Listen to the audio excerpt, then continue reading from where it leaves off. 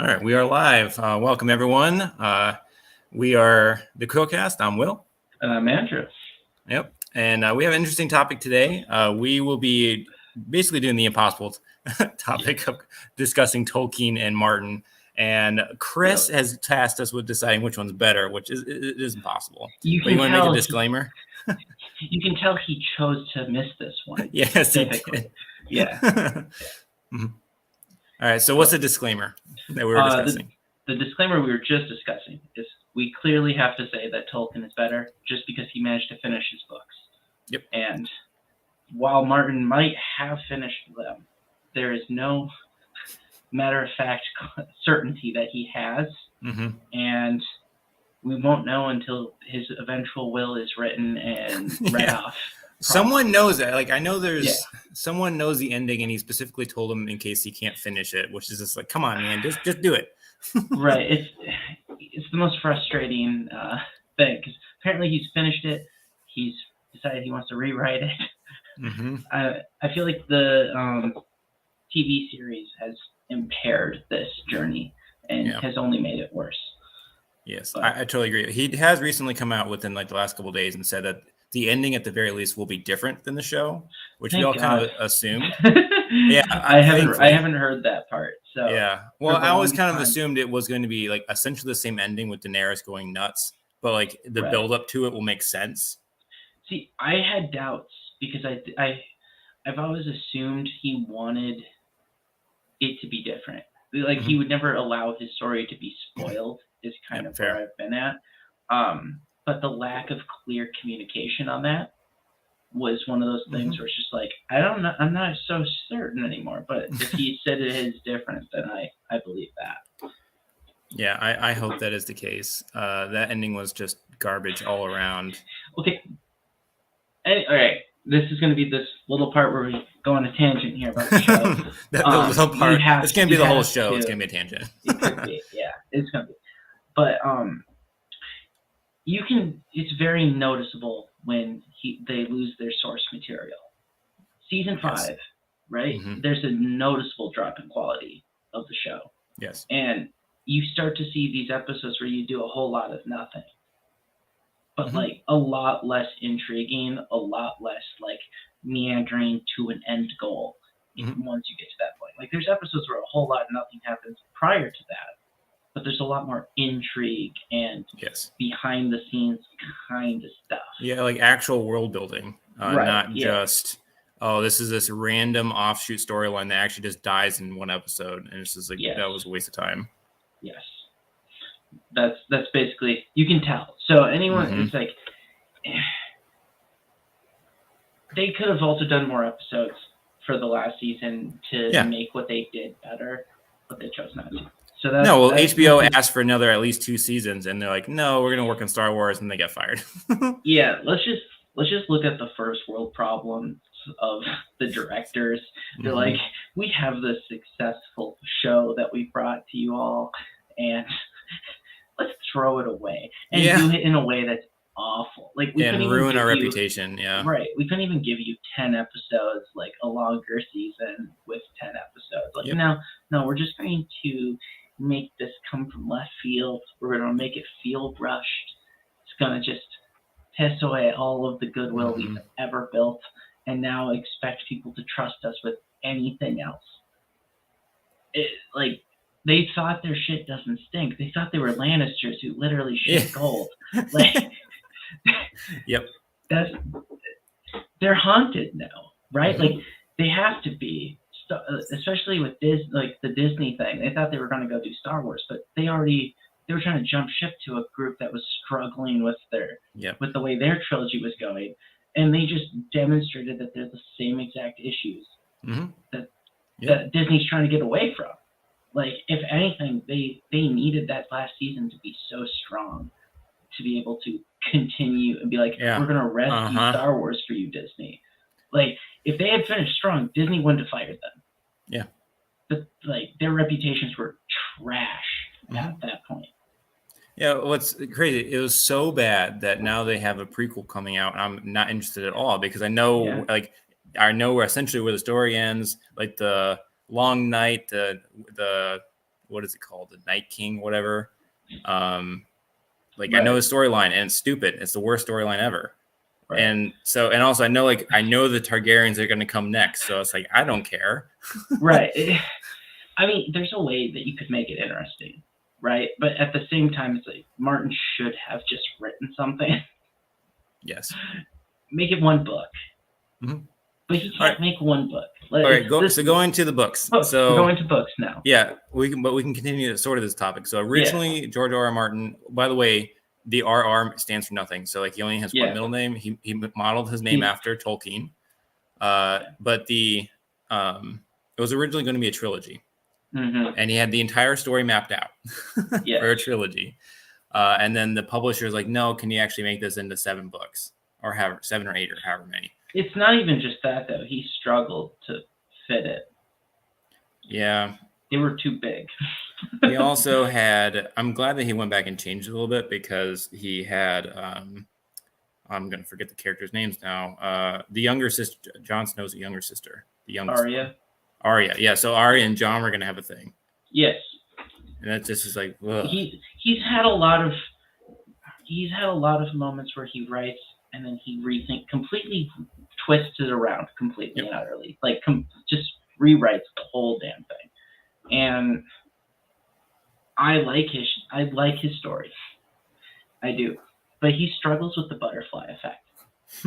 That's my biggest complaint with Martin is the butterfly effect is so strong. And I think this is where you'll quickly find a huge difference between Tolkien and Martin is right here in the world building aspect. Martin can't world build without like a POV there. He has to have a POV. Mm-hmm. He can't just do it real well with like rumors and third-party conversations. He needs the POV. Whereas Tolkien is so happy to like put your imagination to work building that world. And whereas Martin is much better at writing in the moment with a POV, Tolkien struggles in those. You know, he likes to get way too detail oriented. Yeah, well, he's a narrator, and he has the narrator is describing the scene, and sometimes it's like, oh man, I get it. I get the color of the trees, man. I get the flowers. Yeah. Oh no, we lost Andrew. So I don't know how well this conversation is going to go by myself. Oh, it's good. I'm back. I was like, oh, so weird. I was like, I don't know. I can't debate myself. The hidden camera USB. So okay. We're good. But no, like he goes into such extreme detail on every little thing, right? Mm-hmm. And by the time you're just like, holy shit, we just entered the room that's like 2 pages long, right? Like he describes every detail, which at the same time is amazing. But he's you actually feel like you're there and you know the world, right? And I would say it's the thing that I always struggled with Lord of the Rings when I read through them was that's brutal though when you have a character you don't like. Mm-hmm. When you're reading that point of view that you don't like, it drags. So the part that gets me right is Two Towers as a book. Mm-hmm. You put all the interesting stuff with Aragorn and Legolas and Gimli in the front. You put Sam and Frodo going in circles for the whole second half of that book. Yes. Okay, I love the story, but damn, that kills you. That you have to set that book down a couple times. I don't care how dedicated you are to loving Lord of the Rings. If you tell me you read that straight through, you didn't do that without your soul dying. So funny, I didn't have that interaction with the Two Towers, but I felt that with the Fellowship when they go through the Tom Bombadil scene, and it's so dragged out. I thought that was interesting. I thought that was so interesting. I think the first time you read it, it's interesting, and then you like go back at the quotes from Tolkien. He's just like, Tom Bombadil is unexplainable. He's just there, and he's like, it's supposed to be that aspect of the world that doesn't make sense. You can't understand everything. But then rereading it is just like, oh my gosh, this takes so long. I'll say I agree with the second reading, but the first time you're like getting introduced to this world because he tells you all this stuff. Mm-hmm. Like this history, and it kind of sets the backdrop a little bit. Yeah, but you're expecting him to come back, maybe. Like he makes the ring disappear, and you're like, "Oh, the quest is over." Right. And then it's back, and he's like, "Okay, nope, you got to keep going." For the sake of this, are we including the Hobbit? Yes. In this, okay. Just even though it's like all the lore and everything, like everything. Okay. Yeah. Because I know most people will have only read. Yeah, well, I mean, for Martin, I would include there's the 2 books adventures before and stuff. Yeah, what the heck is that? It's Egg and Dunk or something, but I can't remember. Yeah. He has a couple things that are to the side. Oh, it's like Journey to the Seven Kingdoms or something like that. Yeah. I really liked it. Oh, Knight of the Seven Kingdoms. That's the name. I haven't read that, so I don't know anything on those. I just read the main series. Okay. And you can tell that there's a huge, I think their perspectives are extremely different, right? Like where they're coming from. You can see that Tolkien's all about the adventure. He's literally writing about a journey. It's like it's an escape almost, but also very idealistic. His approach. He wants this world to exist. That's what he wants the world to be. Where like you're conquering evil. Yeah, well, he's creating a mythos for England. That's the idea. Right. Is that he's creating like the actual real England's backstory. Yeah, and he wants. That's what his ideal world is. Yeah, and it's fantastical, and it feels like a Sir Arthur's story. Right, and he's creating like a moral values tree of sorts. He's creating what good looks like. This is what you aspire to be. This is what's noble. This is what's grand. He's really trying to teach people the values that he's trying to convey, what he wants to see in the world, and he's creating a whole new mythology for it. But Martin, he takes a completely different approach for his writing. No, yeah, there's nothing creative in Martin's writing. I don't know if I go that far. If we take it and parse it down to the like pure structure here, right? Like he's not so far. Maybe he's just a lot more subtle with it, but for what his main overall goal of the story is, because some people can take an extremely nihilistic view of his story, but he's telling a story that's based on historical figures more than anything. Not like there's a historical figure for every main character that he has. It'd be at the Borgias. The War of the Roses. Yeah. So he's basing it all on history. He's trying to tell you the story, like the dark side of humanity. It's basically the actual story of England versus a mythical backstory. Yes. Well, you call it a mythical backstory, but it's also what Tolkien wants England to aspire to, right? Where Martin's just kind of like, this people are terrible. This shit, yeah. Yeah, and like good people get punished immediately because you either play the Game of Thrones or you die by the Game of Thrones. Yeah, so he's just like very nihilistic. Yes. He's just telling you this is the shit that people will do to you. Yep. You either acknowledge it or you die. And it's a completely different worldview. They're taking one's a critique and one's a hope. Like that's where you're at. One is future looking, one is past looking. Yep. And another one, so like for Tolkien, like he obviously went through World War I, and he wrote a lot of the stories and also like the Elvish language wise in the foxholes. And I think if you go back and reread those stories, very much this, like all the main characters, they avoid almost all of the battle. And he never, if they do engage in some kind of battle. Yeah, he always avoids battle. But the thing is, like in the mythos, well, Martin, the entire thing is about people dying. He likes to avoid the actual battle, though. Yeah, okay. He likes to do little pieces around the battle. I guess that's fair. He doesn't shy from killing. Yeah, no, it doesn't shy from killing. So, but with Tolkien, like if you know the mythos, like there's wars going on the entire time the Fellowship is going on. So you have the war in the north, you have like several different wars going on in the south and in the west. And he completely, like, you never even hear about it. Like you'll get some rangers that come in like the Fellowship when they're talking about it. Or you'll hear them talking about it when they get the Minas Tirith or something. But again, he completely avoids it because he doesn't want to fetishize war. War is terrible. And he's trying to show like the hope in the world, like you were saying. Whereas George R.R. Martin, he says that he's a pacifist, and he says that like the Vietnam War really affected him. But no, it's like No, it does. he loves it. He's just like the human debauchery is his favorite thing to really focus on and have the main characters, like definitely you have the main characters that are just horrible human beings. Those are the ones that succeed, and the ones that are good, trying to avoid all that terribleness of the world, those are the ones that die. Well, okay. Now here's this thing where you have to really take into account how they were born, what generation they're part of. Yep. Like if you haven't read The Fourth Turning. I know Chris has, but you haven't, and I would highly recommend it. If you look at where they were born, Tolkien's is what is the archetype of a nomad, based on when he was born, and you have Martin, who was born as a prophet. Like that's where they fall on the 4 cycles of the turnings. Okay. Right there with Tolkien, that's more of like the escapism.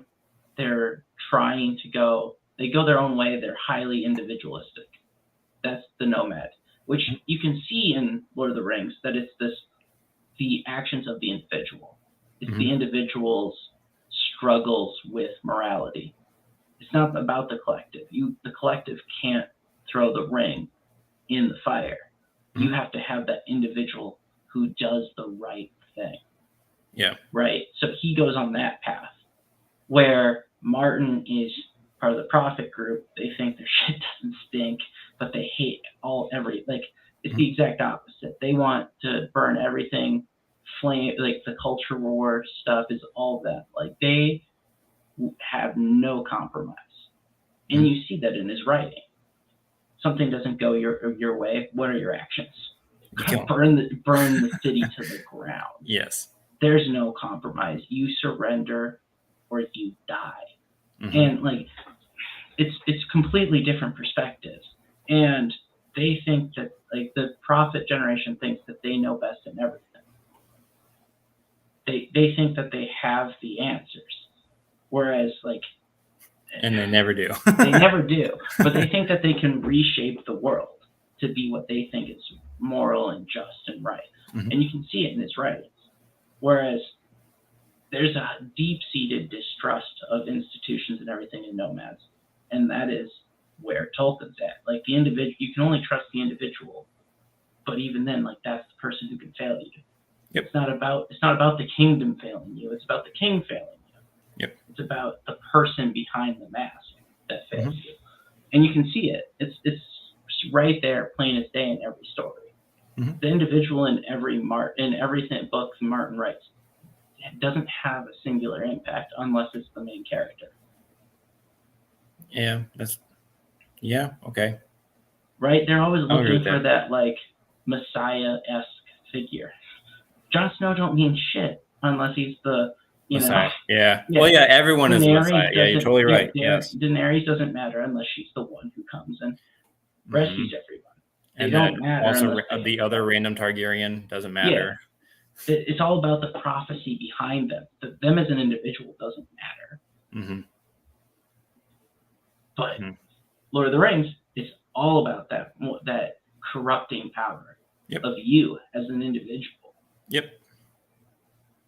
The One Ring, like there's a complete difference in perspective, and it's pretty interesting when you look at it. Yeah, and also it comes down to just like the corrupting power that's within you. So he shows that, he exemplifies it a lot by just whoever is holding the ring, how differently they interact with it. Like Bilbo had it for like 50 or 60 years, and nothing happened to him because he's just a pure person. Yeah, and same thing with Frodo. It was so good. Sam was fine. Yeah, they have no massive like designs on implementing their will on others.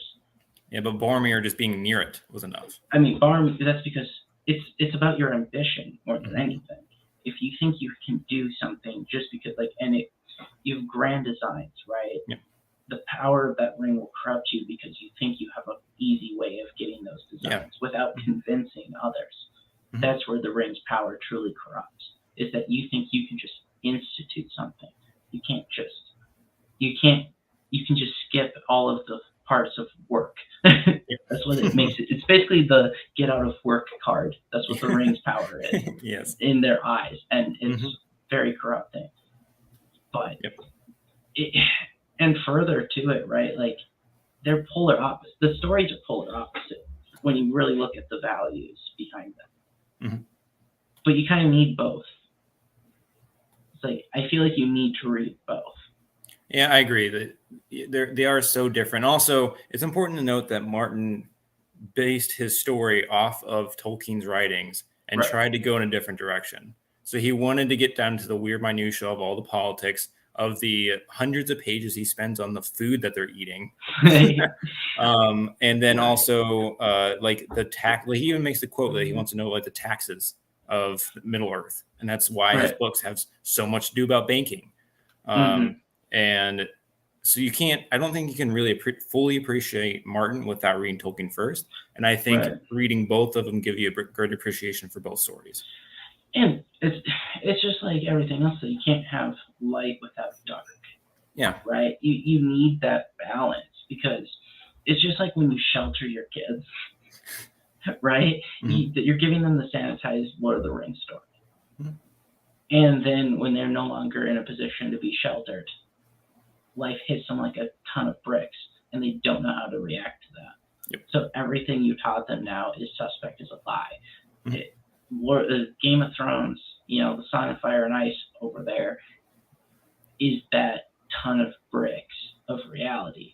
Yeah, you're advocating to read like your 3-year-old kid for a nighttime story, The Song of Ice and Fire. No, that you start them off with Lord of the Rings.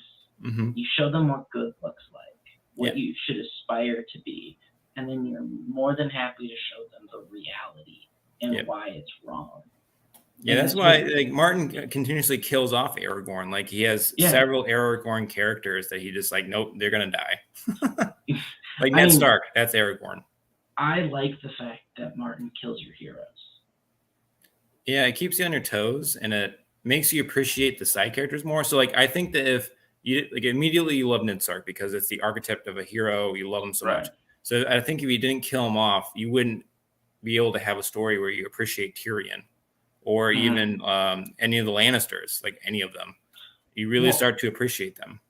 And it does bring so I stress, everyone can kind of tell I like the aspect of the individual from Tolkien. But there is the importance of the group that Martin does show. And that is, you can have your leader, but you have to have someone still, like, just because you have a leader doesn't get rid of your responsibility. Like, if someone takes out your Ned Stark, who rises to the occasion to fill that void? You still need someone to step up. Like, someone needs to be able to still have enough individualism to step up to lead. You never know when your heroes are going to die, but that doesn't mean you can't be your own hero. And that's kind of where Game of Thrones, like, just. And also never ever sleep with your nurse like Robb Stark does. That too. Oh my gosh, the thing is, he probably would have won that entire war. He That's was the a point, military man. genius. That's the point. That's the point.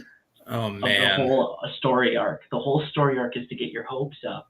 Yeah, well, what's crazy is that it goes down. There's no point of view of Robb Stark in the books, and he's so well depicted. Yeah, I mean, Martin's not a bad writer. Honestly, he might be a better writer than Tolkien, in my personal opinion. It depends on how you define it. His structure is so different, and it's more modern. So I think it's a lot easier. Fair. It's more modern, but like, let's just say Tolkien is 1,000% the better world builder. Right? He creates a whole language. Yes, a couple of them. Yes, the dedication of Tolkien to world building is second to none. He goes into extreme detail when writing to a little overkill, even by standards of the day. Like, come on, read Chronicles of Narnia, all right? Like, I think we're able to see the difference here, right? I think Chronicles of Narnia is slightly simplistic, but... Well, okay, it's brought to a younger generation too, but I'm saying it doesn't go into extreme detail on every single thing. Oh, yes, that's true. So when we're saying, even by his standards of the day, he's a bit extreme. Okay.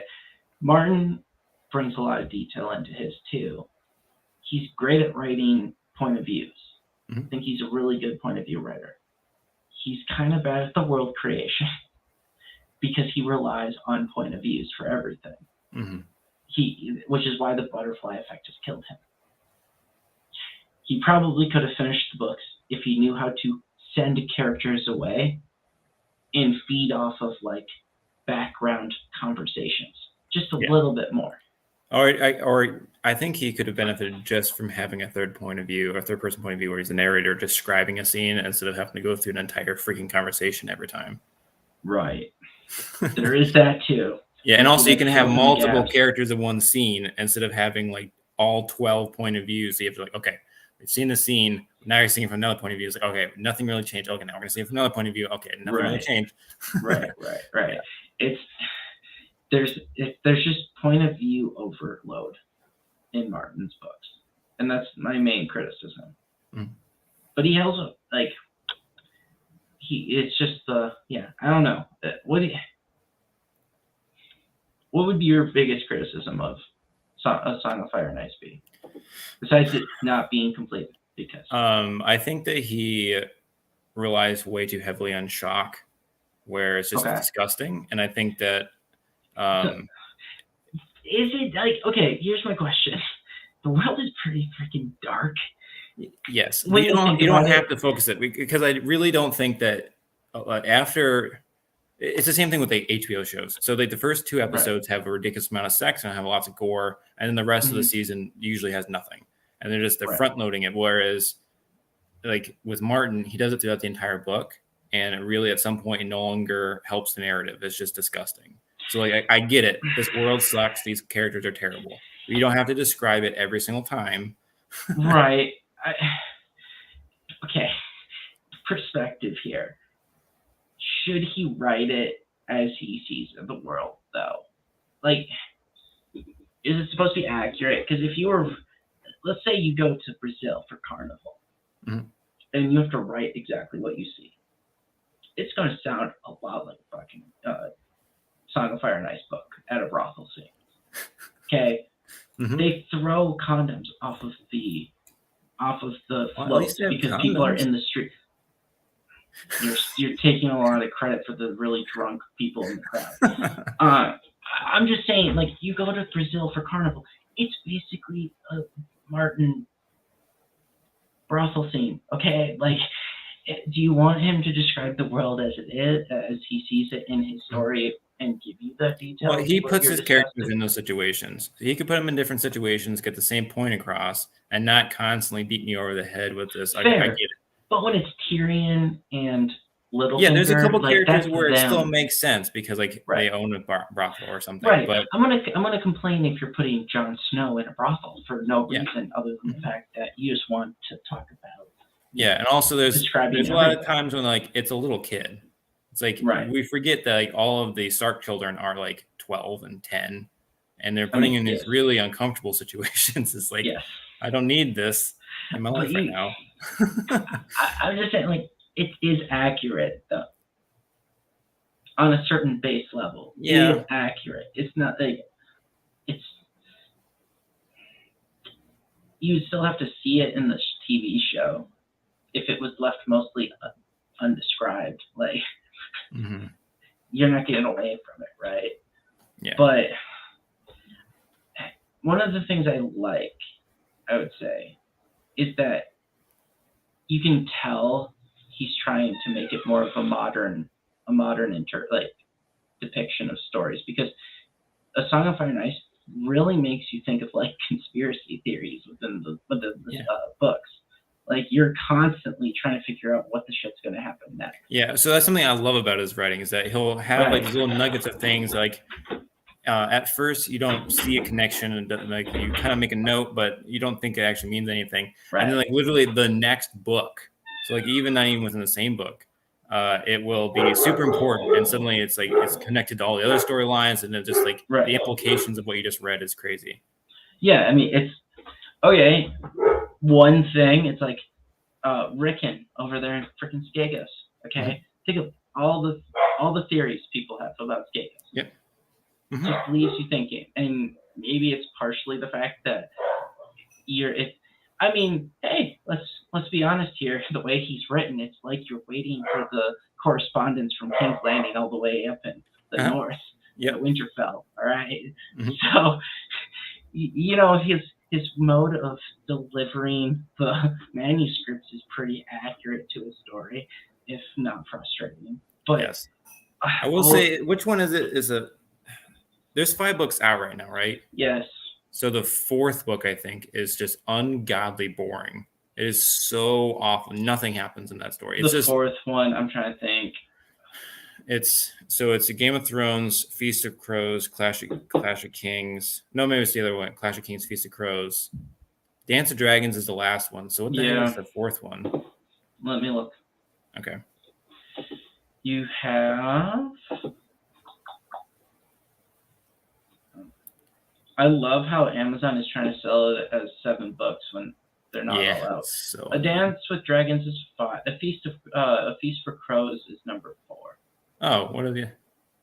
You have A Game of Thrones is the first one. Clash of Kings, Storm of Swords. Oh, Storm of Swords. Okay, A Feast for Crows, and then A Dance with the Dragon. I think it's A Feast for Crows. Is just so boring. That, like, when I go back to reread the books, when the next one maybe will come out at some point. I've only read through them once, so yeah. Well, I don't want to read them again because it's not finished, and I already know I'm going to be so frustrated at the end not being able to finish it. I'm trying to think what part of it makes you so.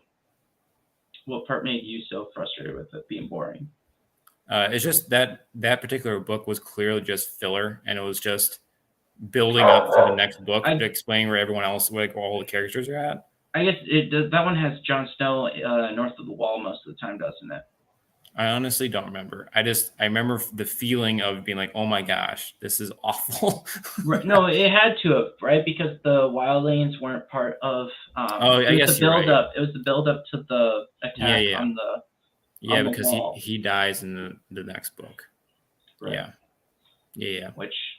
Okay. Yeah. No, that is an extremely boring story arc because Jon Snow is doing absolutely nothing useful. Yep. Well, that's another thing. I think you might have mentioned this already, but something I find really frustrating about Martin is I'm not always equally interested in each point of view. So no, I was going to say that too. Yeah. So like Jon Snow, like I am very invested in that story arc. Yeah. But there's sometimes other characters just like, oh my gosh, I don't care. I know this is gonna be important, so I'm gonna keep reading it, but I just don't care about that's me with Daenerys. Yeah, Daenerys. Yeah, I know. I want to like her. She's better in the books than in the show. She's not good. No, she still sucks. Yeah, I agree. She sucks.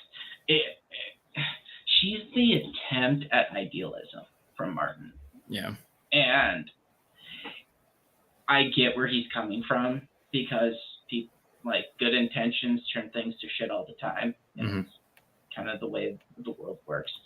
The best intentions always have the worst outcomes.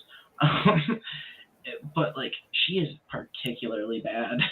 Like particularly bad. Her entire story arc is her just, oh, I'm gonna kill everybody. Now, why is there nobody here to do what I need them to do? Who knows how anything works? And she just does that the whole way across. I think the only reason why that character exists is so you can have another person who could potentially fulfill the prophecy, so you don't know who it's going to be. And also, you need to have multiple threats from outside of Westeros. So you have the not the Walking Dead, what the things White Walkers. The White Walkers. You have. I can tell it's been a while. It's been a while. Even this show hasn't been out in a long time. Yeah, so you have the White Walkers, and then you have Daenerys. So you have like these two opposing forces, like fire and ice, literally. Yeah. And I think that's the only reason why she exists. I think if he can transition to, is it young Griff is the other? Yeah, but she exists purely for dragons. She's the it factor. Okay. Well, the thing is, if that other guy takes the dragons, then she doesn't need to be there anymore. Right. It's one of those things where her story arc is not that great because she was supposed to be back way earlier, and she's just meandered through. Oh, I know. Like she just got out of Egypt as a slave or something and just walking through the desert for 40 years. Yes. Right? She's not doing what she's supposed to be doing. The story completely changed. Martin, I think Martin realized that, like, oh, I need to let the dragons grow up. Yeah, like it's too early. Can't bring her back. I have too much to write about in Westeros. he or she ruins everything. I can't even bring Dorn into this equation, and I made them an entity, so I need them to exist. Yeah, well, someone is going to hatch an egg in Westeros. That's the only way that this is going to go, because you're going to like in the book world, the show is stupid. In the book world, if she has 3 fully grown dragons, she's going to obliterate everybody, and like that's just not fun story writing, you know? Right. I mean, she has the dragons, but you're assuming she keeps control over said dragons. Yes. So it's a fact that Jon Snow is a Targaryen. Yes. Okay. Everyone is going to view her as crazy, so it is what it is. Yeah, maybe he just instantly bonds, or maybe he wargs the dragon or something. That's another thing. How did that not happen in the show? How did the freaking Bran not warging one of those dragons? It's just like, come on. We're back on the show. I know. It's so frustrating. I know. So that's part of the reason why like the books are slightly tarnished. Just you gotta, books are slightly tarnished because they just tied loose ends. Like this point of views that Martin clearly isn't just trying to get rid of, are just ended in the show. I think Martin, I don't believe Tolkien would have ever done what Martin did. No. Part of me doesn't believe he would have. He would have waited until the books were finished, then done a show. But like you can tell the difference in generation because Martin is a bit vain. Let's be honest. Yes, he is. He believed he was ready and deserving of a show when he didn't even finish his damn story. Not truly. And it's like, have you seen the episode of South Park when he's describing the end of the books and it's just him singing about penises the whole time? No, I have not. Oh my gosh, it sums up Martin and it sums up that those books so well. It's like it's the theme songs, like so it's wiener wiener wiener wiener wiener. Okay. So good. But like, I don't even know. You were talking earlier about like, oh, I don't like war because Vietnam is his perspective. Yes. It's just like, I agree with you that that's bullshit given everything always turns to conflict in his book. Like, that's the fastest way anyone solves anything. You don't have anyone being like, oh, let's keep it civil, guys. I mean, that's how he starts off the book. The very first, like, the first chapter is the Night's Watch being attacked by White Walkers. Right. So, and then someone gets beheaded. So it's like you love death and you love conflicts. I don't even want to hear about it. Yeah, no, but like, it really comes to it where you have, going back to the generations, right? You have Tolkien over there. He experienced probably the worst conflict. Yes. World War I, probably way worse than World War II from like I think from a psychological perspective, psychologically speaking, way worse because of the because people didn't understand that we were capable of that. Yeah. Mustard gas. They still thought horses were the best. I don't want to like a cavalry charge during that. Like talk about what's like a dragon versus that. Basically, it's gonna be World War I was basically the Lannisters trying to fight a dragon. It's so stupid. We're going. Like, so that's what Tolkien had to deal with. All right. He's also coming from like the guild.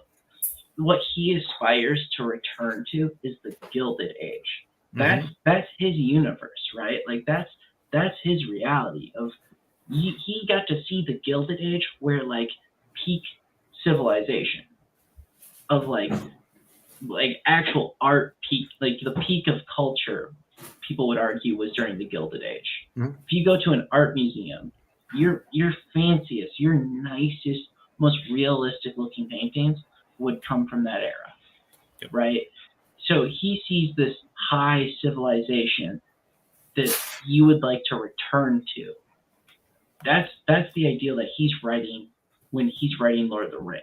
He has that vision of that high culture that he thinks you should aspire to return to. Martin, he's a boomer, right? What's his peak civilization? That like what is it that he's Chris?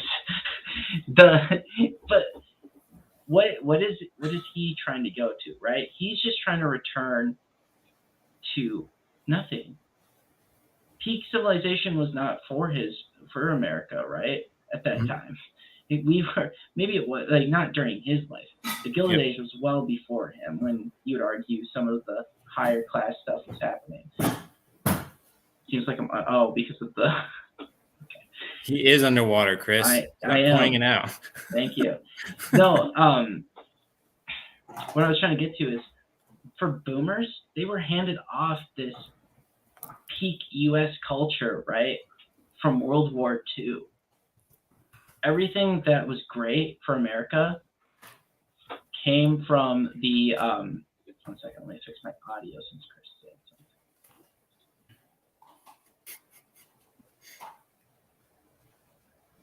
something. Oh no! Okay. All right, better. All right. Everything he. Oh yeah, you are way louder now. Everything he has, right, came from war. All the benefits. Bombing out of Europe. Did I miss him? Chris, you're distracting us in the chat.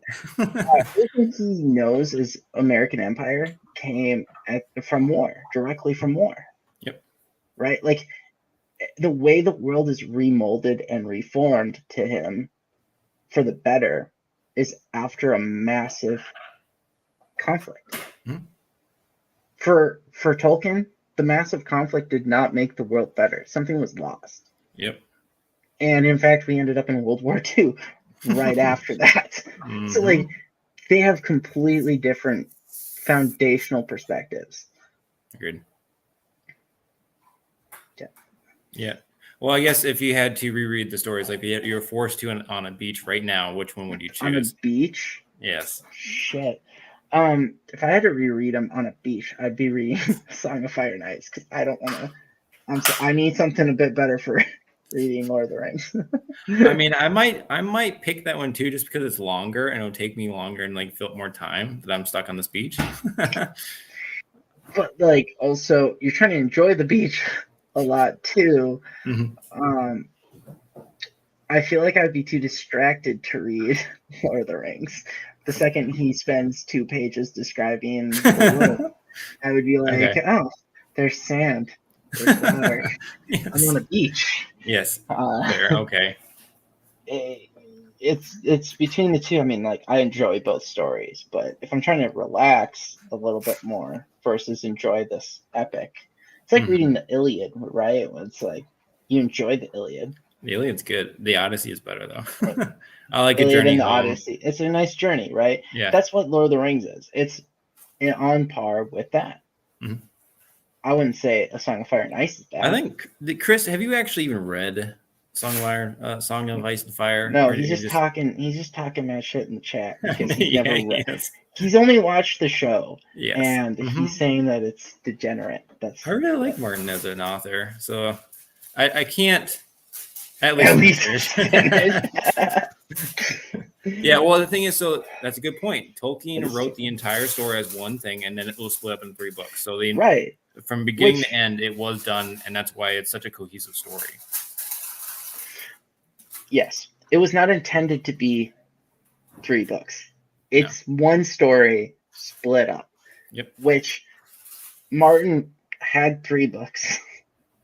Mm-hmm. Told to expand it into multiple, and ended up writing more. So yeah, exactly. He couldn't. I think he was told 5, right? And he's like, "I'm going to do 7. Make it 8. Make it 9." Because he made. Well, okay. Look at the point of view creep every time. It just every book has like 10 more characters, point of views, and then he gets attached to the point of view, and then he can't just kill him off. Mm-hmm. So, and anytime he kills off a point of view, he adds like 3. Was he really in Sharknado? What? Chris, you should have just hopped on this right now. Well, he's camping. He'd have to do it in the dark again. Got his voice call in. Mm-hmm. But no, it's really is though. You need both.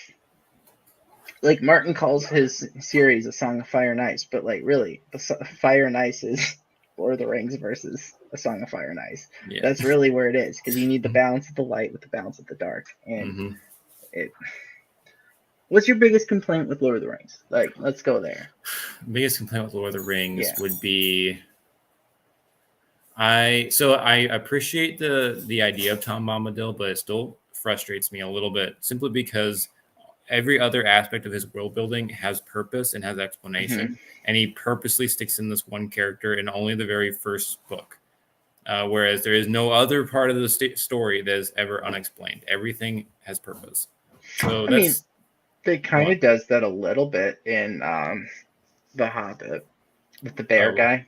Oh, Bjorn? They just talk about his descendants being super important later, but yes. Yeah, I mean, as far as the story goes, he's sort of like Tom. So. Yeah, but he is. So skin changers have a large part to do in his mythos, though. So I think that character in general, they say they don't know how he got there, but the concept of skin changers is all over the Silmarillion. So like, there's lots of them. Even Sauron skin changes a ton. So that one doesn't bother me as much because Tom Bombadil is just like, what is he? He's not a god. He's not a Maiar. He's not an elf. I don't like what is he? Wasn't he supposed to be kind of like a god? I forget. He is. I don't know. I thought he was supposed to be some entity that's like super powerful, but just doesn't care to meddle. There's some. He says they talk about him being there. I think there's even a book called The Adventures of Tom Bombadil, but he is supposed to have been in the Shire since before like Middle Earth was even created. So he's been there since the beginning. And there's some speculation that he's actually supposed to be Iluvatar, which is the creation god.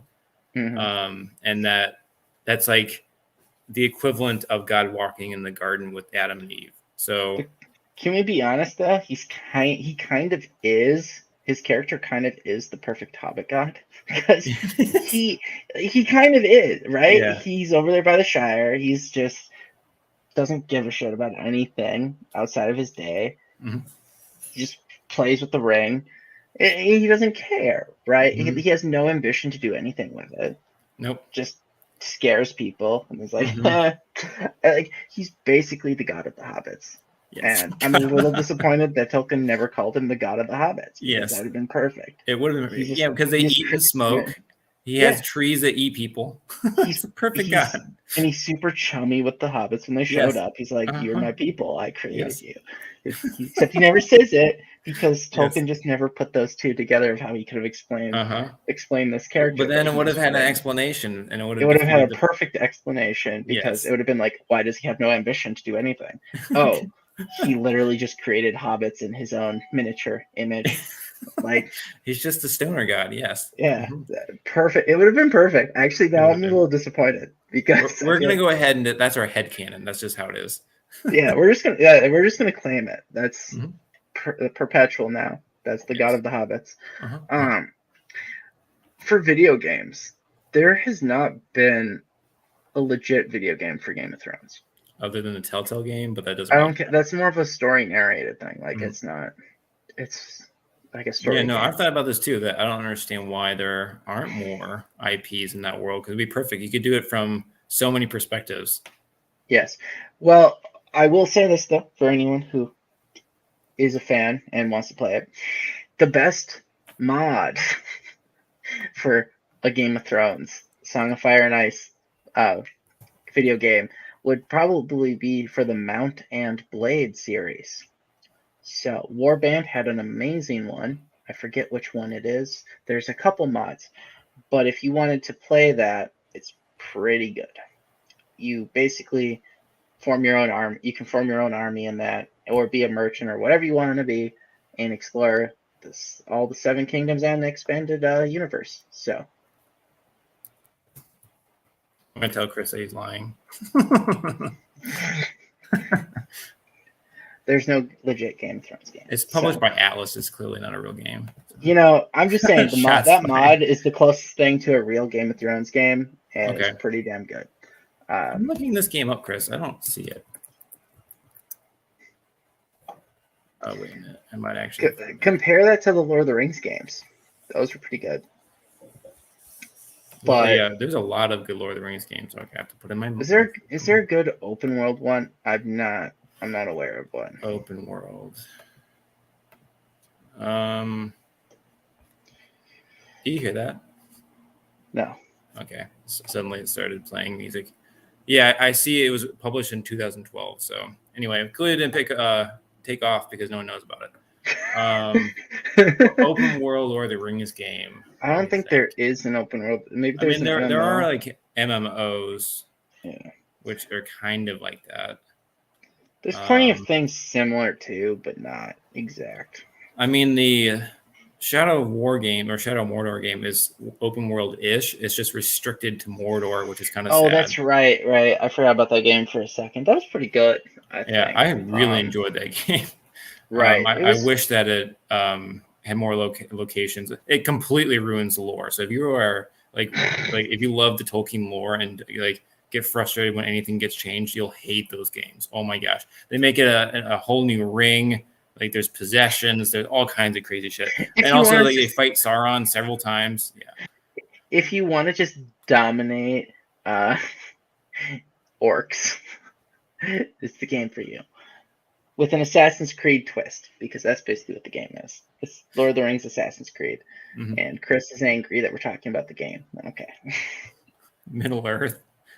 No, I don't count it. But yeah, I feel like mods are really good for both, though. Mm-hmm. You can get a mod for most computer games.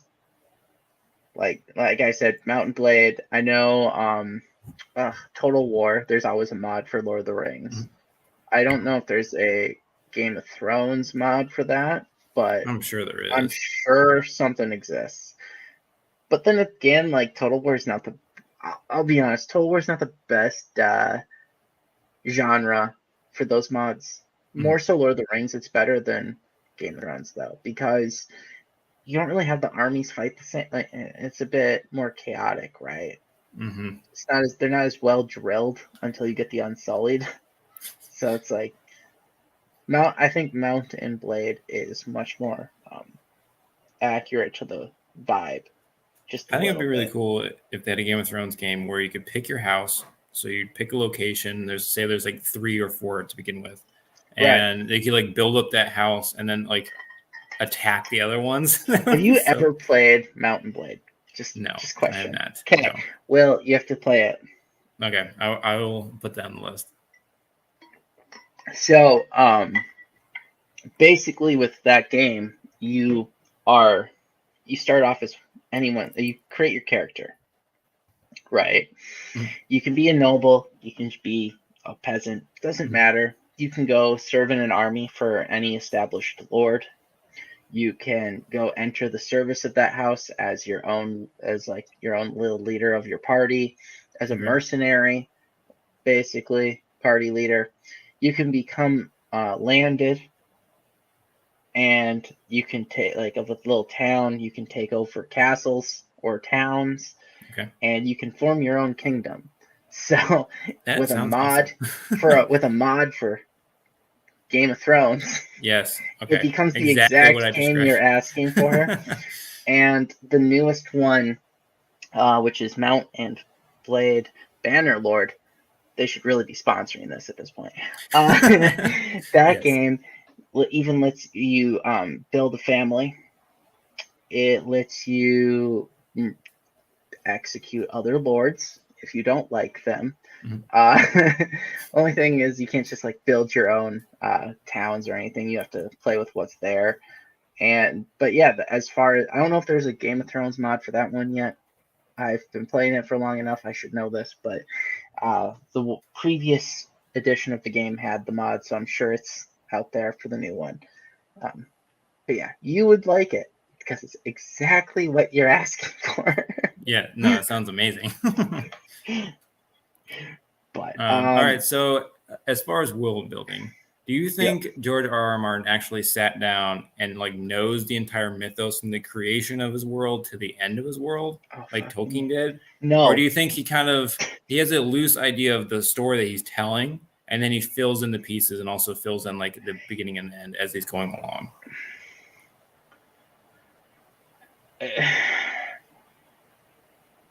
I think he has to fill it because he's built this big world, right? There's things that are still unexplained. Yes. Right. Like, maybe he has some idea, but a lot of his stuff is left in mystery, I think on purpose. Right? Because he hasn't. I don't even know if he's fully fleshed out some of it. Like, you know, the grayscale thing. Mm-hmm. I don't know if he has an origin story for that shit. No, it's just spooky. Well, it's gonna. Yeah. He's just gonna make it like, oh, it's dragon pox. It's gonna be tied to like the White Walker thing and stuff too. Yeah. Because he already has started to tie it together. There's just like what is it? That one island where some people die from butterflies if they're not from the island. He has some weird shit out there. That's like, right. Like it's the Sothros or something. Something like that. It's essentially Africa. They die of crazy butterflies. Yeah, you're totally right. Yeah. Yep. It's his mythical malaria. There's a bunch of locations though. Like he just doesn't. They're just that dark zone where it's like in the shadow of whatever that isn't explained. And the shadow grass. Yeah. Yeah. So it's like, I don't know. I don't know how much of that he's actually fleshed out. His world itself is just kind of an inverted map of places. Yes. Not to scale. Yeah, well, it's like he wanted to be like, okay, my world is big as the real world. So, like, I'm going to throw out these random places and mention them, and then, like, I'm never going to follow this up. Right. It's just like, even some of the free, like, what are they, the free cities or whatever? I forget what they're called exactly. The free cities are Marine? I think so. And then Slaver's Bay. Like, he hasn't fleshed out a lot of those locations too much. And compared to Lord of the Rings, like, everything is known. I don't think there's much not known about the world. Tom Bombadil. That's basically it. We just discovered the real thing for. He was just, Tolkien was just too high on his pipe at the time to realize what he had created. Yeah, I'm sure I've said this 1,000 times already on this podcast, but I've actually sat in the same pub that used to sit with C.S. Lewis and the other members of the writing club, the Inklings. Nice. So I used to. So I it's called The Eagle and the Child. Anyway, so the funny thing is that if you look at the eagle and you're like, oh, wait a minute, it's like the eagle is carrying away this child. And it's very much the same imagery as when the eagles are always saving the day. So it's like, whenever he got writer's block, like, how am I going to get him out of this situation? Yeah, he would go to the pub and be like, oh, that's what I'm going to do. I just want to point out that that's the most random shit in that book series. It is random until you're like, oh, they're angels and they're just in bird form. Still so random that it is random. It's a beautiful imagery, though. It is. I mean, they are pretty clutch every time they show up, and you're just like, eagles are pretty great. They are. They're freaking awesome. Can't hate it. They're a nice looking bird. It's like, The thing is that they're always dying in the books. So, like, when in the movies, you don't ever see that. So, like, everyone's like, why didn't the eagles just drop the ring in? It's like, no, they're getting shot down constantly in those battles. So, like, by the final battle, there's like nothing left. There's like they're all dead. Right. Meddle too much. Yes. So they learn their lessons overall. There's like, nah, we're pretty fragile. Why hasn't a dwarf made us armor yet? Genius. So that's unexplained. Why don't we have a mithril armor for our eagles here? That light as shit armor that you dwarves made. Why isn't there a dwarf rider of eagles? There you go. That's a good question. Yeah. Right. Why does everyone hate the dwarves? That's the real question. It's because they weren't created by any not the creation god, but the god that was in charge of creating beings didn't create the dwarves. That's why. There's another god, and he created them out of the stone. See, this is the thing. I know this, and it's like you know Lord of the Rings way more than I do because I've never sat down to read all the extra stuff. It's just like. Yeah, no, it's the thing is fascinating. He thought about this, and the thing is that's why when you get into the Lord of the Rings and actually read that trilogy, it's so rich already because he already thought about all this. So it's like, it really is just like, say you just filmed this family in like the 1800s England or something, Mhm. and just follow them through, and they lived their daily life and went on an adventure. It's like there's already this like thousands of years of backstory that just is informing this one scene. He was never truly in a form of writer's block for his universe. No. Like when he's writing his story, he knows everything. He knows the journey that they have to take. He already wrote what the journey they have to take is. He's just telling a story of that journey. And it's like it's a completely different thing than Martin, where he's on this like treadmill of world building the entire time. He's constantly expanding it. Yep. Like, look how long it took for Dorne to show up. Yeah, well, he's making the world in the stories as well. So that's the difference between the two stories. So like Tolkien did a lot of the world building outside of the Lord of the Rings trilogy, whereas I mean, even Martin The Hobbit is basically setting it up for. Yeah. And the thing is, he actually kind of changed where he was going from The Hobbit into the Lord of the Rings. So like the power set of the ring completely changes, and also that was not originally going to be the Ring of Power, what Bilbo has, but it's just convenient that he has this Hobbit that he really likes, has this magical ring, and then Sauron is like, oh, he's gonna have a Ring of Power. Oh, wait a minute, this is perfect. So that's sort of how that went. But with Martin, he has to create everything as you're reading because there's nothing else. So there's no like letters that he's written. There's no appendices. There's no Silmarillion, nothing like that. So like he's building it as he goes. So I think that kind of changes. The Hobbits is better than Dwarves. I don't know. The Dwarves are cool, man. Dwarves are great. The Hobbits are literally just Englishmen. So like that's supposed to be the point of view of the English. Which means Chris likes the English more than anything else. Exactly. Well, that's why they're always eating. They're always smoking. They always have like afternoon tea, and they're like they want to take breaks constantly. What was his basis for dwarves? Were they supposed to be Scottish? I guess so. They're also short. That would make sense. In stature, just yeah. They're always angry because they're Scottish.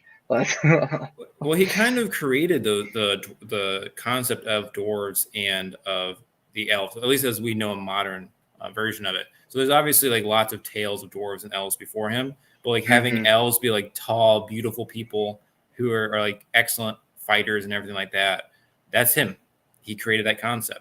And dwarves not being like weird gnomish creatures is also that's him. Like and like digging deep and like all of the treasure troves and everything like that. Like he really at least expanded upon that idea for dwarves.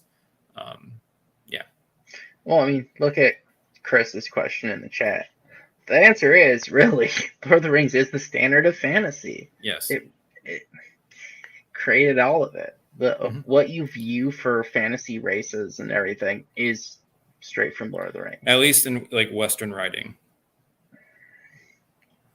Yeah, but I mean if you read Eastern mythology and Eastern fantasy is just like, whoa, this is way different.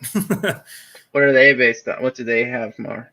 There's obviously lots of dragons. Is it more creature based? A lot of creature based stuff, a lot of dream based things. At least what I've read. So obviously I'm not adept in it, but a lot of dream based things. Like there's lots of demons that they interact with frequently, and the dragons are just different. So a lot of times the dragons are talking, and they're like not like luck dragons, but there's dragons that like trick you and things like that, like tricksters and things. It's really interesting. But there's not a lot of man-esque races. I'm sure there are, but the fantasy that I've read, no, not really. It's more like it's humanity versus these random ethereal beings that are like tormenting certain aspects of your life. Right. I mean, that's kind of what I've thought it was based on what I have heard in the past. I wasn't sure. I've never. It's really good. Like a lot of the ones I can suggest them off air, but yeah, it's good. Okay. Yeah, we should do Michael Crichton versus someone in the future. Yeah. Chris, I'm curious. Do you still say Crichton? MC versus DC. No, I don't want to talk about that. No, that's not happening tonight. No. Michael Crichton knows really good. Star Wars versus Star. Those are so different that you can't compare those. People will though. It's annoying. It's totally different. we're this is a review of the authors, so Yes. Yeah. give us Okay. we're still like we're critiquing our likes and dislikes of the stories, but it's based on He on totally. our perspective of the author. He still says it's wrong. It's not Kryptone. It's Crichton. That's how you say his name. Anyway. But yeah, no, it's. Do you think he actually will finish it? I don't think he will. So I think that he may already have the books written because there's been excerpts written, published. He So has there are so some many excerpts. Like it's Yes. insane. You could basically write a book with those. A Yes. lesser book already exists of just Yeah. excerpts. So I think he potentially has them already written. I think he has not writer's block, but he's worried about his legacy after like this show's reception. And I think he's making so much money off of everything else that he's just going to make these side stories like the Dunk and Egg stuff. He's working on the freaking Jon Snow series now. Right. What? Here's the thing. It's like, is he afraid of criticism at this point?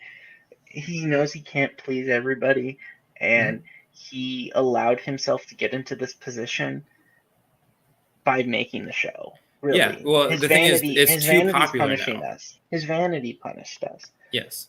Because of the show. Yeah, I agree. And if you hear him talk or read his blog, you can tell that he is a super vain person, and he really likes the smell of his own farts. Why?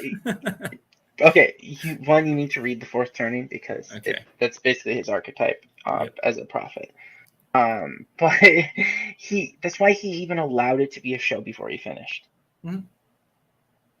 And yeah, so he has said, okay, this is my question for you.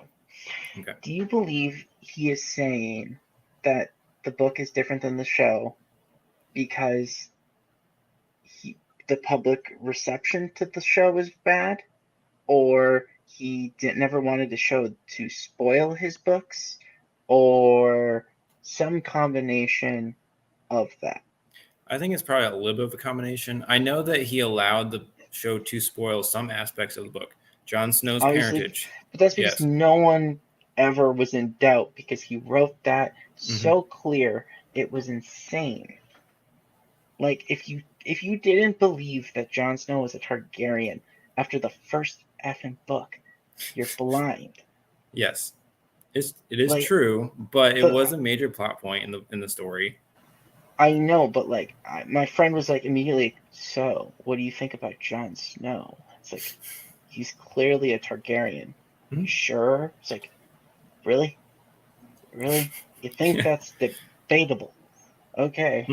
If you want to pretend like there's mystery to this. But no, I lean towards the fact that he never wanted it to be spoiled by the show. But at the same time, I feel like he's too vain. And like the reception, I was like, oh shit, I have to rewrite stuff now. Yeah, well, I'm telling you that I really do think Daenerys was going to go nuts at the end, but he was going to have it make sense. So I think that everyone hating that may change his ideas of what he wants to do now. Yeah. Okay, Chris, I'm going to take off Catholics right now. You guys had a pope whose son and daughter. This is true. Also, the pope slept with that son and daughter. Jaime and Cersei are based off of that same exact family. So I like how you're waiting for his response. Yeah. No, but okay. Just had to throw the. You threw the gauntlet. Fire. Okay, but yeah, it's just kind of that position, right? We're in a terrible position as fans. And going back to the Daenerys thing, he probably is still intending for her to go crazy. I don't believe I believe he would not change the story too much, because he doesn't. He's proud, right? He might want to double down on it. I believe she stuck around as long as she has, the way she has, partially because people like her so much more than he ever anticipated. Okay. like that's the thing I'm more suspect of, is that he's kept her around longer. Who likes her though? No one likes that character. Oh my god. TV fans. Only TV fans like her. Yeah, okay. Yeah. Yeah. Fair. Even but the thing is in the show it's way worse. That character is way worse in the show. Yeah. No one said that they were like cultured fans, man. Cultured they're fans. Like, they're base instinct fans. They're like girl power with a dragon. Yeah. Yeah, I know. Oh my gosh.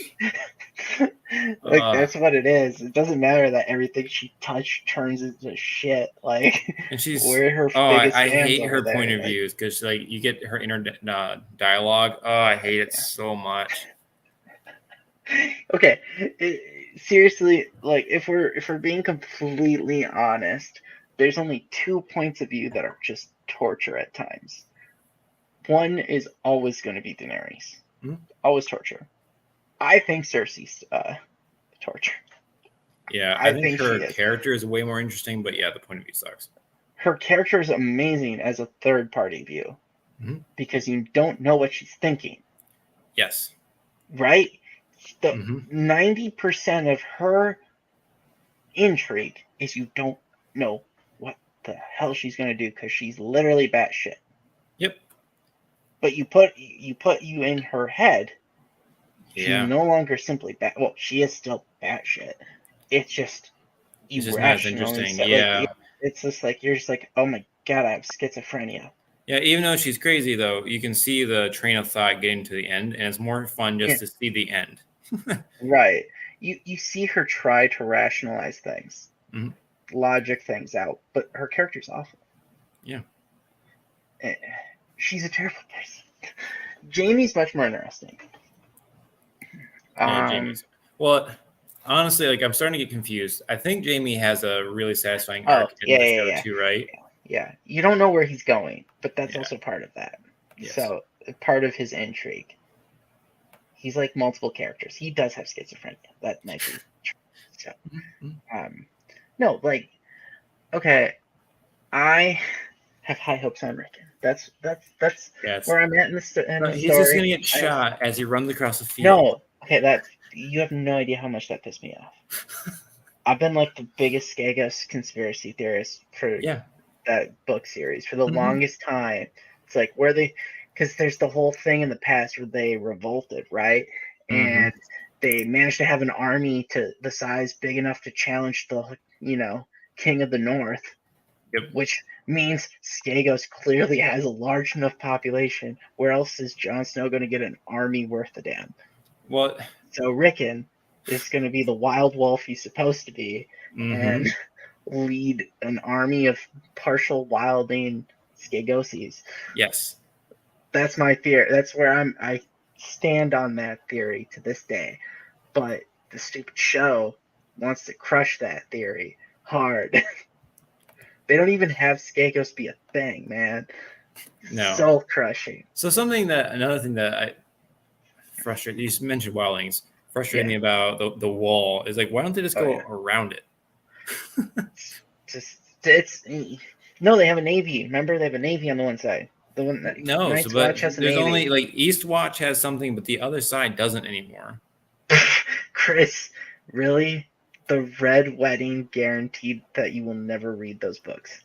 Why? Okay, first of all, the Red Wedding in the books is like it's amazing, page, and you don't even see the inside of it. You literally are in Arya's perspective, and you just see the outside of the castle.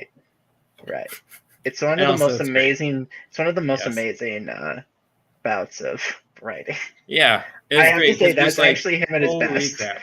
Yes, that's honestly him at his best, and it just takes you completely by surprise.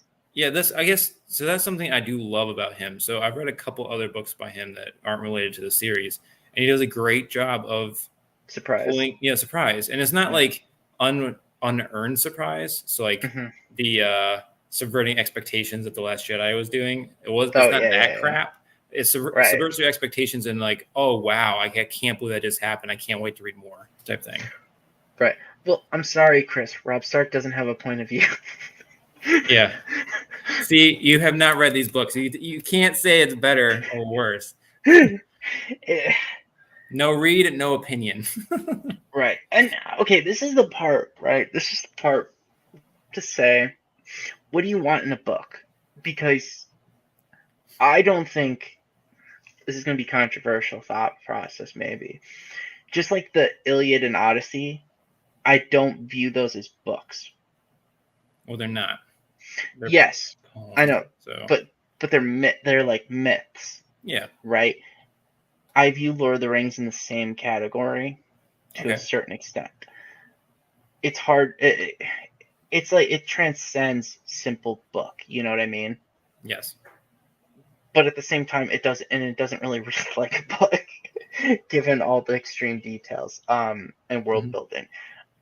Whereas A Song of Fire and Ice just reads like a book. Maybe it's just us from our era, our perspective of modern writing.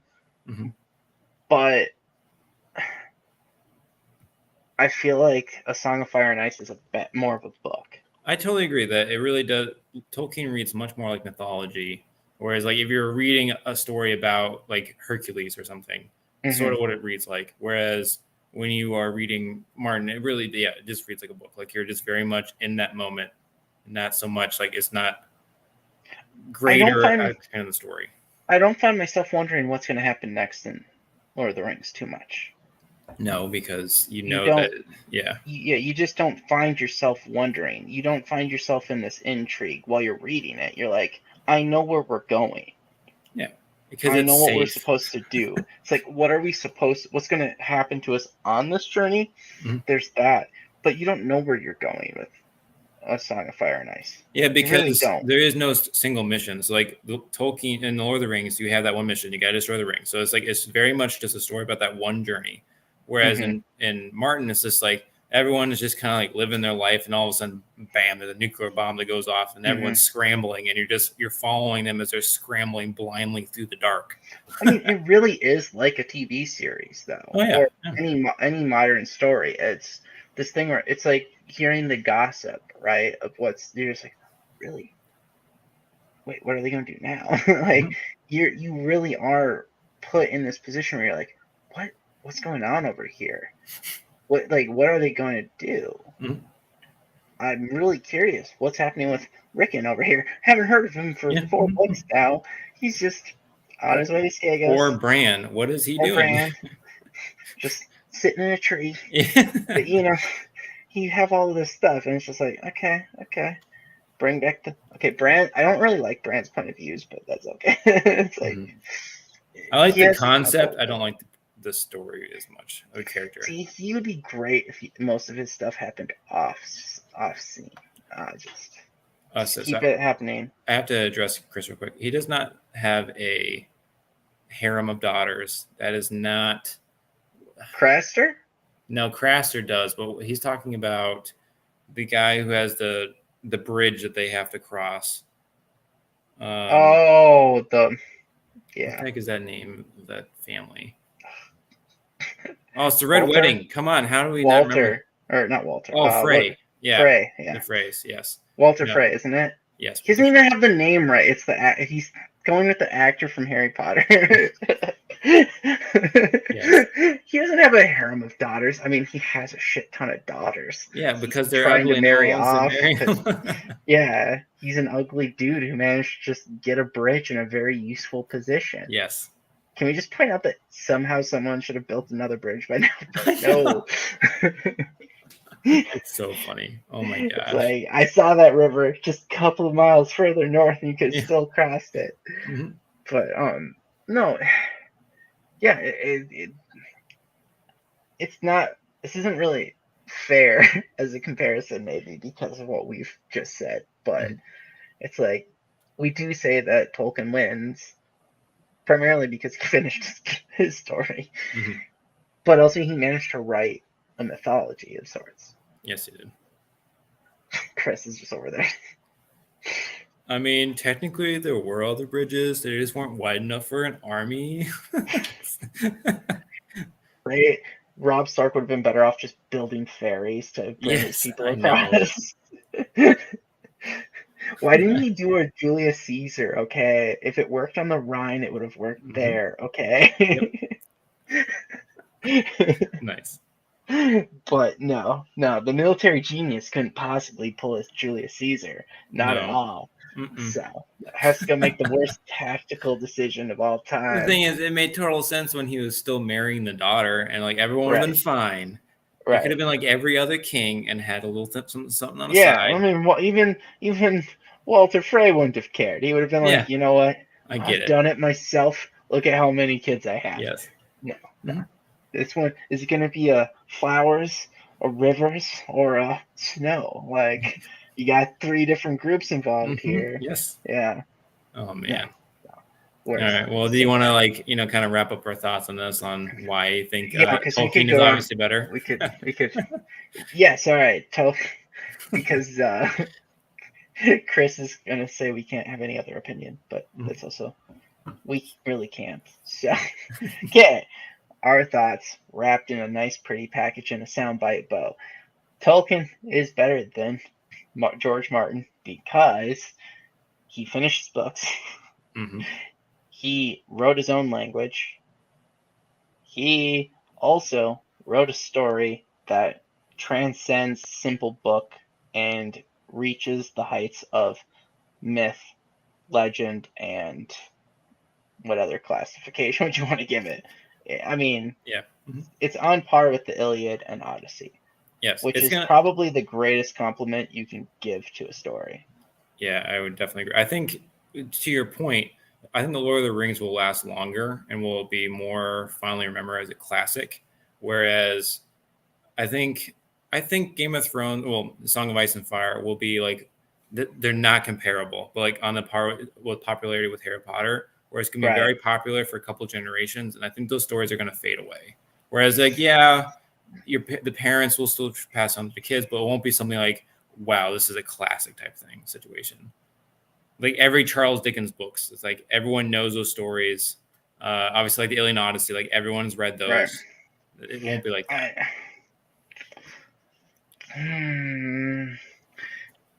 I might have been willing to disagree if the show hadn't sucked. Yeah. No, like that's a sad reality, right? Like I feel like the show takes away from it, whereas like Lord of the Rings has that amazing trilogy. I mean, those still hold up as pretty damn good. If Martin ever finishes the books, and they have a coherent, concise, and good ending. I mean, the ending can be open still because the nature of the story it's going to be, and the wheel repeats itself. But he needs an ending for the characters at the very least. It doesn't have to be an ending for the world. I think it will be very similar to the French books. You know which ones that he kind of has it loosely based off of? No, explain this. I don't know what you're talking about. There's a group of there's French books about the 100 Years' War and stuff, I think. Oh, okay, yeah, I know what you're talking about. That are, I forget the names. I bought a couple of them because I intended to read them, the translations. I don't know if they're not as popular because they didn't have good translations for the longest time, but they're kind of obscure a little bit. And I think that Game of Thrones, A Song of Fire and Ice, could be the same as that, where they're well known, they're a great story to read for like palace intrigue and stuff, and but they don't have the same level of like transcendental story. And what Chris just said, the show could be awful for Lord of the Rings. So yeah, but I know that going into it, so maybe that'll not tarnish the image. Whereas the Game of Thrones show, I was so excited for, and I loved it so much for 4 seasons. Yeah, low expectations means good outcome. You can't be disappointed. You already think it's gonna be awful. I'm gonna be disappointed no matter what. I think I realize I should not set myself up for like this, but is it actually being based on canon lore? No. Or is it being? They technically bought the rights to the canon for the second age, but they're just condensing thousands of years of stories into like into one story. And they're already changing the characters and they're adding characters. They have the hobbits involved, which is like they didn't even exist yet. They have Galadriel, which is young now, which is like, no, she should have been the same age. Look, at least you know. And now she's like a warrior elf. It's like, that's not Galadriel. Galadriel didn't wear armor. She was like god level. She didn't have to do that. Yeah. So we're just seeing the promos, and then there's always like the race thing, which doesn't bother me that much. It's more like the elves don't look right. They have short hair, and like the clothing doesn't look right. Like the thing is, the elves are described like meticulously described, so they're supposed to look a certain way. Okay, let me ask you a question. In your opinion, Mhm. does the Amazon show for Lord of the Rings look like it was actually produced by the Sci-Fi Channel before they made anything good? Or do you think it's made like the Peter Jackson movies? No, neither, because sci-fi, even when it was bad, was enjoyable. What they did is like, here's this checklist of how we can be relevant in today's media. Check, check, check, check, and then they slapped Lord of the Rings on it. Oh, That's what they did. Chris's last comment hurts to see, but it's true.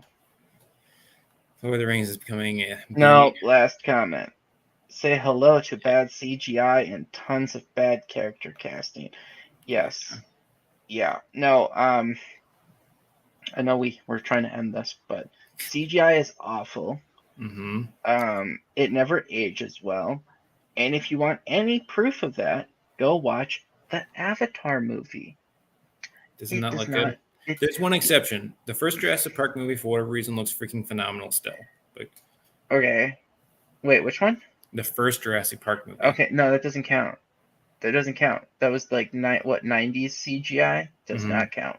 Does not count because it's based on animatronics.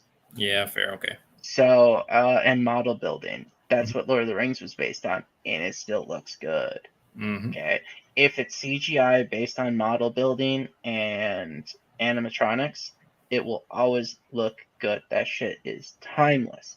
All right. So the 90s and early 2000 era of movies are by far superior when it comes to holding up. But anything that's pure green screen, ick. Yeah, Ick. no. Ick. Well, it's like that. Even when the costumes are green screened, ick. So bad. Yeah. That's awful. You can tell. You can tell when that stuff is costume green screen. See, no, Chris, that's what we just said, literally 2 seconds ago. I said Welcome it was to based the conversation, on animatronics. And it was based on animatronics, and yeah, no, it's gonna be terrible, and they're probably gonna fight Sauron, and don't take my comment out of context, but Galadriel's probably gonna kill him. And it's gonna be like a girl power moment, and it's just like, come on. And then it's going to look bad in 5 years when the CGI is all outdated because and the thing, tons of money on this too. One of the producers are saying like, well, we've never seen Galadriel like this before. Like, we have no story on her. Well, the thing is, it's like we have no story on her, or we have no like narrative for her backstory, or whatever. It's like, yeah, we do. She's in the Silmarillion. We know all about her. It's like we know her motivations. We know where she comes from. And the thing is, like, why would she suddenly change when elves are like unchanging? That's the problem with the elves. Yes. They never change their opinions. That's why they're so stuck in the past. Oh, so frustrating. Okay. I don't need to get worked up.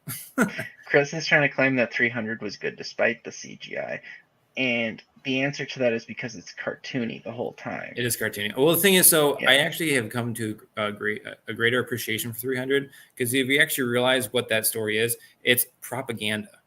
So it's that dude telling how kick-ass the Spartans are, and it's just completely made up. So when you actually look at it from that point of view, it's like, oh, wow. When you look at the historical facts about it, well, obviously the historical, it's obviously based off the actual 300. I think there was 3,000 or something, but it doesn't matter. It's just that guy who leaves and gets his eye taken out. He actually, I think, It's the same guy from the Lord of the Rings. Actually, he plays Faramir.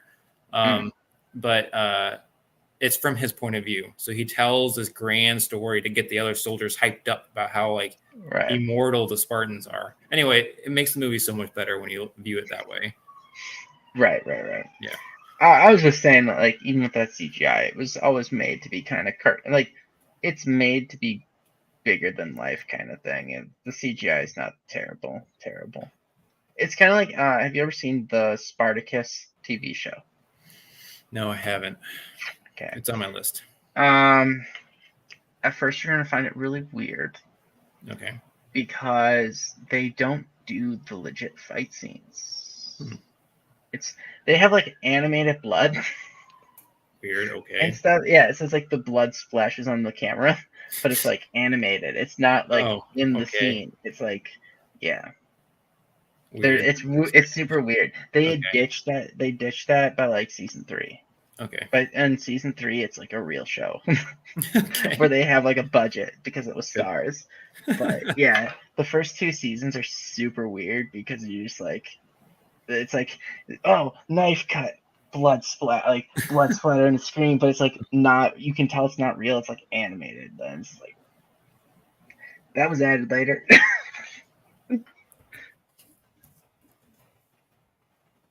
Will there ever be a Martin estate, a Martin society? He already set it up with his will and trust, saying that you will never get the final book. Ha ha ha ha. Yep. It's like that scene from Jurassic Park where it's like, nah. He's like, he has the will and trust that says, I take it to my grave. Exactly. Huh?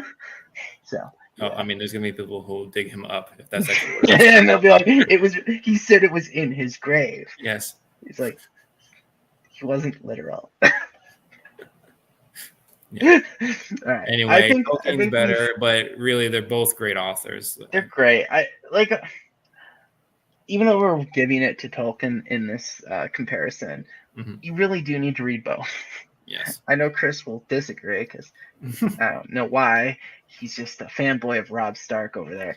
But you need the light and you need the dark. And the idealist, I don't know if I want to say ideal, but it's like that thing just that you want to strive for, right? That high society, that high culture, that society should seek to be is what Tolkien depicts. It's what you strive for. You never know when that hero might show up. That hero could be you. That's the moral of that story. And you just need to seize that opportunity when it presents itself. Whereas Martin's like, you might try and you might just die. But, and the world everyone thinks they're a hero until they get an arrow in the, right through that head. It's like, you need to see both, I think. Yeah, exactly. I agree. And Chris, you need to read it. And also, Catelyn Stark is terrible. Catelyn Stark kills, is the reason that everyone dies in that story. She is pretty awful. She pushed him towards that whole thing. Yeah. Yeah. Well, she's the reason why Ned trusts Littlefinger and ends up getting executed. She's the reason why the execution even happens because she captures Tyrion. Yeah. She is pretty awful. Yep. She also, with Bolton, I forget what happened there, but wasn't there something with Bolton? He betrays the Starks. So she also arranges the marriage that Robb Stark can't uphold, and gets him to agree to go to the Red Wedding. She releases Jaime. Oh yes, she does. Which is what causes the Car Stark to leave. Yeah. Because they definitely needed Car Stark. Forget about that. Then he executes Car. Yes, there's a lot of bad. Yeah, she's the worst. She is the worst. I mean, Stoneheart's a lot cooler, but it's not. Really she? Kind of. I like zombie assassins. Haven't seen enough yet. Okay. So. But anyway, I think we this will stop. Yeah, we have to wrap this up. I need. But yeah. All righty. All right. Thanks everyone for joining. As always, I'm Will. And I'm Andrew. And we'll see you on the next one. Bye, guys. Bye bye.